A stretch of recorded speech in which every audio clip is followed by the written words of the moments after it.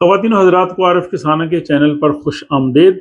आज के व्लॉग में हम बात करेंगे कि अगर आप स्वीडन विज़िट पे आए हैं और इस दौरान अगर आप बीमार हो जाएं और आपको मेडिकल ट्रीटमेंट की ज़रूरत पड़ जाए तो फिर आपको ये मदद कैसे मिल सकती है। अगर आपको मेरे व्लॉग्स अच्छे लगते हैं तो इस चैनल को सब्सक्राइब करें और घंटी के बटन को दबा दें, और अगर ये वीडियो आपको अच्छी लगी है तो इसे लाइक करें।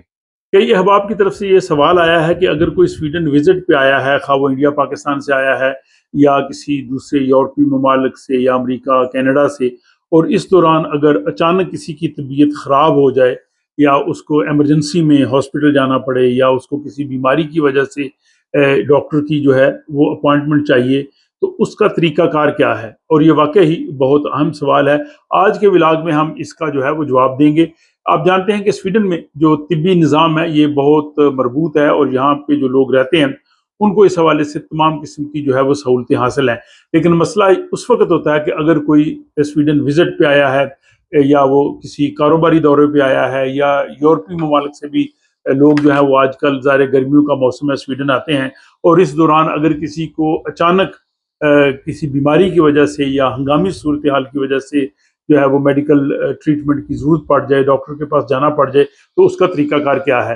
तो अगर आप सयाह हैं और आप स्वीडन के हेल्थ केयर सिस्टम में रजिस्टर नहीं है, लेकिन फिर भी आपको एमरजेंसी की सूरत में इलाज की जो है वो मुकम्मल सहूलत हासिल है, चाहे आपके पास इंश्योरेंस हो या ना हो। तो जो अक्सर विजिटर्स आते हैं विजिट वीज़े पे, उनके पास जो है वो ट्रैवल इंश्योरेंस होती है।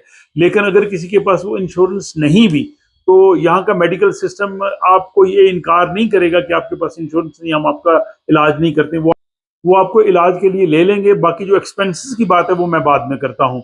तो इमरजेंसी जो सूरत हाल है, कोई अचानक किसी भी वजह से कोई बीमार हो सकता है या बाज़ औक़ात किसी को फ्रैक्चर हो जाए, हड्डी टूट जाए या शदीद इन्फेक्शन हो जाए या हार्ट अटैक हो जाए या कोई सांस की और ऐसी प्रॉब्लम हो जाए जिसके लिए फौरी तौर पर किसी को जो है वो डॉक्टर के पास जाने की ज़रूरत हो, तो इमरजेंसी की सूरत हाल में पूरे स्वीडन में आप 112 पे कॉल कर सकते हैं। वहाँ पे इंग्लिश बोलने वाला स्टाफ भी होता है, आप उनसे जो है वो बात कर सकते हैं कि आपको क्या मसला जो है वो दरपेश है। अगर आपने मशवरा वगैरह लेना है, कोई संगीन मसला नहीं है, सिर्फ आप जो है वो एडवाइस लेना चाहते हैं, तो आप 1177 पे फ़ोन कर सकते हैं। यहाँ पे भी जो है इंग्लिश स्टाफ मौजूद होता है, वो इंग्लिश में आपको अमूमी तौर पर जो बीमारियाँ उनकी जो है वो एडवाइस दे सकते हैं, बता सकते हैं कि आपको क्या करें। लेकिन अगर आपको फौरी ट्रीटमेंट चाहिए, कोई ऐसी सिचुएशन है कि जिसका फौरी उनको ऑपरेशन करना होगा या डायलिसिस है या ऐसी बीमारी है जिसका फौरी इलाज करना है और उसको मुलतवी नहीं किया जा सकता, यानी वो इस पे नहीं छोड़ा जा सकता कि आप अपने मुल्क में जाके इलाज करें, तो उस सूरत में जो है वो स्वीडन का मेडिकल सिस्टम जो है आपकी पूरी जो है वो हेल्प करेगा। इमरजेंसी की सूरत हाल में आप एम्बुलेंस को भी कॉल कर सकते हैं, जो हॉस्पिटल्स में या आपके करीबी इलाकों में जहाँ पे इमरजेंसी की सहूलत दस्तियाब है वहाँ आपको लेके जाएंगे। अमूमी तौर पे अगर आप बीमार हैं और आप इंतज़ार कर सकते हैं, आपको हंगामी तौर पे नहीं जाना, तो फिर आप जिस इलाके में रह रहे हैं वहाँ पे जो हेल्थ सेंटर है जिसको वार्ड सेंट्रल कहते हैं, वहाँ आप रब्ता कर सकते हैं और वहाँ पे आप डॉक्टर की फ़ी अदा करके डॉक्टर की एडवाइस जो है वो ले सकते हैं। अगर छुट्टी का दिन है या वीकेंड है तो उस सूरत में भी आपके करीब जो है वो इमरजेंसी मेडिकल की सहूलत मौजूद होती है, आप वहाँ पे जा सकते हैं। आप बगैर अपॉइंटमेंट के भी वहाँ जा सकते हैं, लेकिन आपको वहाँ पे जो है वो इंतज़ार काफ़ी करना पड़ सकता है। इसके अलावा स्वीडन में जो फार्मेसीज़ हैं वहाँ पे जो अद्वियात बगैर डॉक्टर के नुस्खे के मिलती हैं, और कुछ ऐसी बीमारियाँ जो संगीन नौइयत की नहीं होती, उनके लिए अगर आपको मशवरा चाहिए, दवाई चाहिए, तो आप किसी भी एपोथेक पे, फार्मेसी पे जाके वहाँ पे जो स्टाफ है उनको आप वो अपनी बीमारी या अपनी सूरत हाल बता सकते हैं, और बहुत सी अद्वियात जो कि रिसेप्ट फ्री होती हैं वो आपको एडवाइस कर सकते हैं, वो आप वहाँ से ले सकते हैं। इसके बाद आगे कि अगर किसी को दांतों की तकलीफ की वजह से जो है वो डेंटिस्ट के पास जाना पड़े, तो स्वीडन का जो सरकारी डेंटल क्लिनिक है फोर्थ थानवोर्ड, वहाँ पे आप जा सकते हैं। इसके अलावा यहाँ पे प्राइवेट जो है वो डेंटल क्लिनिक्स भी हैं, लेकिन उनकी फ़ी जो है वो ज़्यादा होगी। और अमूमी तौर पे जो डेंटल क्लिनिक है वहाँ पे जो डॉक्टर की विजिट फीस है वो 1000 क्राउन से जो है वो 1500 क्राउन तक हो सकती है। अब सवाल ये पैदा होता है कि जब आप इलाज के लिए जाएं, खा वो इमरजेंसी सूरत हाल हो या अगर आपको किसी सर्जरी की जरूरत पड़ जाए या आम आप डॉक्टर के पास एडवाइस के लिए जाते हैं, तो उसका क्या तरीकाकार है, अखराजात कौन बर्दाश्त करेगा। तो जिन लोगों के पास तो ट्रैवल इंश्योरेंस होती है, वो कुछ वक्त के लिए स्वीडन आए हैं, तो उनकी जो ट्रैवल इंश्योरेंस है वो तमाम अखराजात जो है वो आपको वापस पे कर देगी। लेकिन उसके लिए आप अपनी ट्रैवल इंश्योरेंस की तमाम हदायत देख लें कि किन किन चीज़ों को वो कवर करती है और कौन सी चीज़ें वो कवर नहीं करती। अगर वो चीज़ें कवर नहीं करती तो उस सूरत में फिर आपको अपनी जेब से वो अखराजात जो है वो देना होंगे।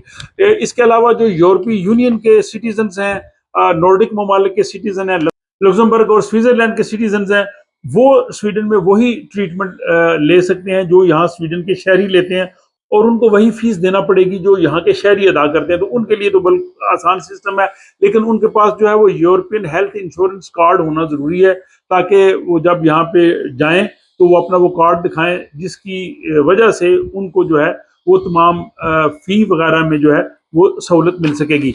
इसके अलावा जो बरतानिया के सिटीज़न हैं, उनको भी ये हक हासिल है। उनके पास ग्लोबल हेल्थ इंश्योरेंस कार्ड होता है, तो वो यहाँ पे विजिट के मौके पे दिखा सकते हैं। और जब भी आपने डॉक्टर के विजिट के लिए आप जाना है, आपके पास पासपोर्ट और जो इंश्योरेंस कार्ड है वो होना बहुत ज़रूरी है। यूरोपीय यूनियन के अलावा कुछ और ममालिक हैं जिनके स्वीडन के साथ मुआहदे हैं, उनके शहरियों को भी वो तमाम सहूलतें हासिल हैं जो स्वीडिश सिटीजन्स को हैं। इन ममालिक में ऑस्ट्रेलिया, अलजायर, इसराइल, तुर्की और कनाडा शामिल हैं। तो इन ममालिक के जो शहरी हैं वो भी यहाँ पे उसी तरह से तमाम सहूलतें ले सकते हैं जो स्वीडिश सिटीजन्स को हासिल हैं। तो अगर आप स्वीडन जो है वो मुस्तकबिल में आना चाहते हैं, सैर सियाहत के लिए, बिजनेस वीज़े के लिए आना चाहते हैं, या अपने रिश्तेदारों को मिलना चाहते हैं और आप मुख्तसर मुद्दत के लिए यहाँ पे रहना चाहते हैं, या अगर आपके पास नॉन इमिग्रेंट वीज़ा है और उसमें भी आपने थोड़े लंबे अरसे के लिए भी रहना है, तब भी आपके पास मेडिकल इंश्योरेंस होनी चाहिए। और उस मेडिकल इंश्योरेंस को आप चेक कर लें कि अगर आपको जो बीमारियां ऑलरेडी हैं जिनकी आप मेडिसिन लेते हैं, क्या उनको भी कवर करेगी, और क्या अगर इमरजेंसी की सूरत में कोई और हंगामी खुदा खासा बीमारी हो जाए तो क्या आपकी वो इंश्योरेंस कवर कर सकेगी या नहीं कर सकेगी। इसका इत्मीनान जो है वो स्वीडन आने से पहले कर लें। तो मुझे उम्मीद है कि आज का व्लॉग उन बहुत से लोगों के लिए फ़ायदा मंद होगा जो स्वीडन इस वक्त दौरे पे हैं या मुस्तकबिल में आ सकते हैं, और खुदा न खासा हेल्थ की वजह से उनको यहाँ के हेल्थ सिस्टम के पास जाना पड़े, ताकि वो पहले से इन मालूमात से जो है वो आगाह हो सकें। आज के व्लॉग के हवाले से अपनी राय का ज़रूर इज़हार कीजिए। अगर आपके पास भी कोई टिप्स हो, मशवरा हो, तो वो भी कमेंट बॉक्स में ज़रूर लिखिएगा। और अगर पसंद आए तो दोस्त सब आपके साथ शेयर कर सकते हैं। और मुझे अगले व्लॉग तक के लिए इजाज़त दीजिए। तो आपसे मुलाकात होती है किसी अगले व्लॉग में।